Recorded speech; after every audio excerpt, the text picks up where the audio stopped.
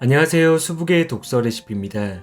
출간 20년이 된 지금에도 이 두꺼운 책이 사랑받는 이유는 무엇일까요? 여러분은 매스컴과 인터넷에서 이 책을 알게 되었거나 혹은 지인의 추천으로 부자가 되고 싶은 마음에 책이 책을 추천한 경우도 있겠네요. 이처럼 부자 아빠, 가난한 아빠를 알게 된 계기는 저마다 다르나 이 영상을 시청하고 계신 이유는 모두 한 가지로 귀결되는데요. 바로 돈입니다.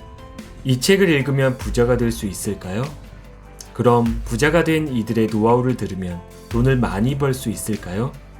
그들은 자신의 능력과 더불어 적절한 상황과 기회, 타이밍이란 3요소가 잘 버무려졌기에 성공할 수 있었습니다.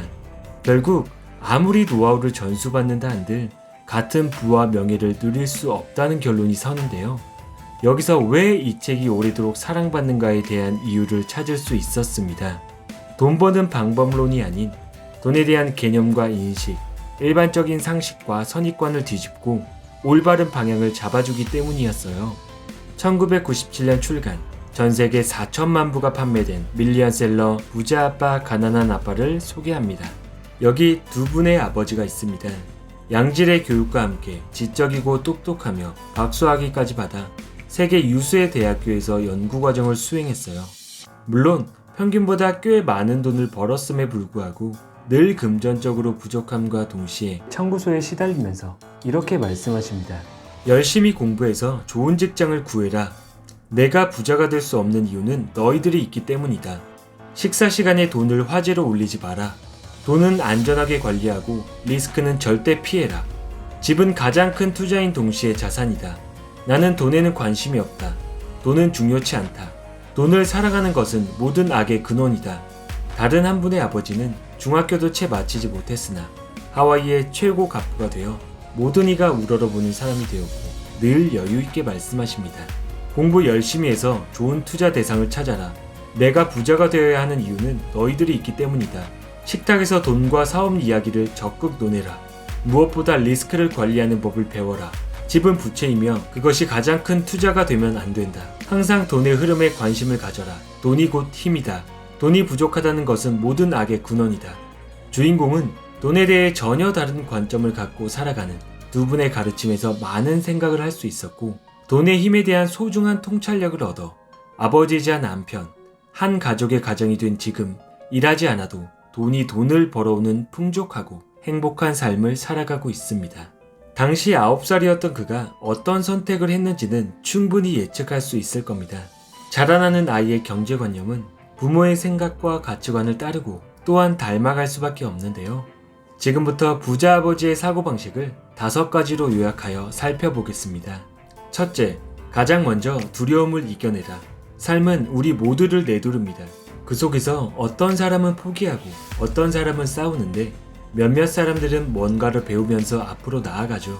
그러나 극소수일 뿐 대부분은 패배에 대한 두려움이 승리에 대한 흥분보다 더 크기 때문에 나서질 못해요.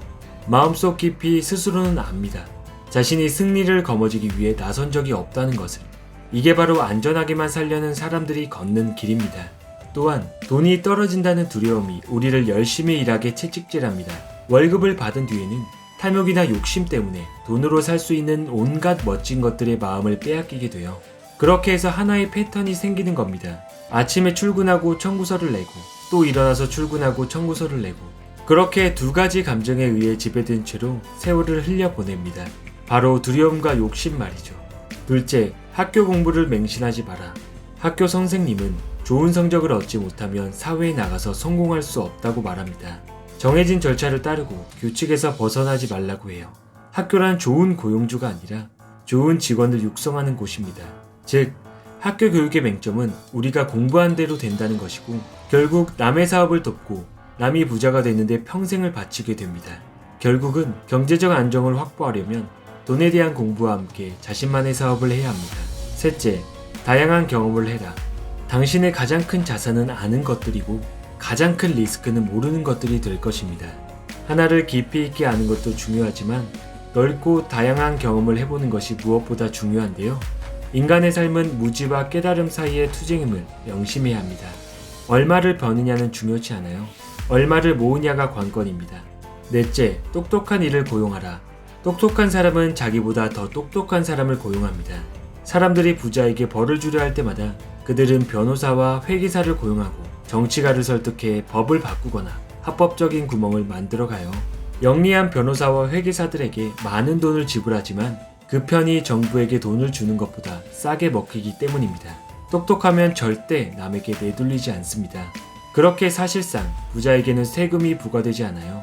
결국 가난한 이들에게 돈을 주게 되는 쪽은 중산층입니다. 다섯째, 부자로 가는 장애물을 제거하라. 텍사스에는 이런 말이 있어요. 누구나 천국에 가고 싶어 하지만 죽고 싶은 사람은 아무도 없다. 사람들은 대부분 부자가 되길 꿈꾸지만 동시에 돈 잃기를 두려워합니다. 그래서 그들은 결코 천국에 가지 못하는 거죠. 대부분의 사람들이 금전적으로 여유롭지 못하는 이유는 돈을 잃어서 느끼는 고통이 부자가 되어서 얻는 즐거움보다 크기 때문인데요. 퇴근 후 피로한 몸을 이끌고 체육관에 가는 것과 비슷합니다. 가장 힘든 것은 가야겠다는 결심이지만 막상 운동을 시작하면 즐거움을 느끼듯이 말이죠. 마지막 중요 포인트 한 가지. 자기가 하는 일을 잘 알면 도박이 아닙니다. 무작정 돈을 붓고 기도를 올린다면 그게 바로 도박입니다. 세상에 부자라 불리는 이들은 극소수입니다. 그들과 어깨를 나란히 하려면 평균과는 그리고 다수와는 다른 길을 가야 합니다. 돈에 대한 전혀 다른 관점과 사고방식, 가치관을 품어야 한다는 뜻이죠. 저는 이 책을 통해 부자로 거듭나기 위한 사고의 확장도 좋았지만 자녀의 경제교육에 대한 관점에 더 집중하게 되었습니다. 아이를 그저 보호하고 가르쳐야 할 대상이 아닌 하나의 인격체로 존중하고 동등하게 대했을 때의 생각의 파이는 보다 더 확장되지 않을까요? 끝으로 역사적으로 위대한 문명들이 무너진 것은 가진 자와 못 가진 자 사이에 격차가 지나치게 벌어졌을 때라고 합니다. 문명을 지키기에 앞서 나 자신과 가족을 위한 경제 공부와 돈에 대한 마음가짐, 오늘이 그 시작이 되길 바랍니다. 저는 언제나 이 자리에서 즐김의 독서와 함께 여러분의 발전을 응원하겠습니다. 그럼 다음 영상으로 인사드릴게요. 책과 함께 공감할 수 있어 진심으로 고맙습니다. 건강하세요.